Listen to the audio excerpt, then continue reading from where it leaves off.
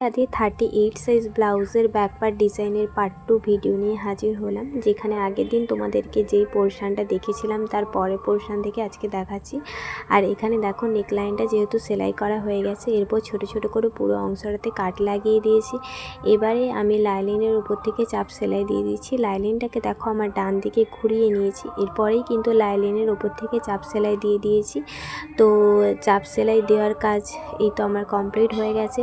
এবারে আমি এই লাইনিংটাকে ভেতরের দিকে করে তার এবার মেন ফেব্রিকের উপর থেকে আমি কিন্তু সেলাইটা করে নিচ্ছি। দেখতেই পাচ্ছ একটু ছেড়ে সেলাইটা করে নিচ্ছি, কারণ আমি এই যে ব্যাক নেকের উপরে এর উপরে ডিজাইন করব। তো সেটা কি ডিজাইন করে দেখতে হলে তো তোমাদেরকে প্রত্যেকটা ভিডিও দেখতে হবে পার্ট মানে মিনি ব্লগের ওপরে। আর যদি বড় ভিডিও দেখতে চাও, এই ভিডিওর ক্যাপশনের উপরে বড় ভিডিও লিঙ্ক দেওয়া রয়েছে, সেখানে তোমরা অবশ্যই চেক আউট করে নিও। আর এই যে পুরো চারপাশটা আমি ভালো করে সেলাই করে নিলাম, আর সেলাইয়ের কাজ মোটামুটি কমপ্লিট। এবারে চলো আমি এখানে টাক্স যে পয়েন্টগুলো রয়েছে কোমরের দিকটা, সেই টাক্স পয়েন্টটা আমি সেলাই করে নিচ্ছি। এখানে এই যে দুটো মানে ডাবল সেলাই করে দিচ্ছি। তো দেখা হচ্ছে নেক্সট পার্টে। রাধে রাধে।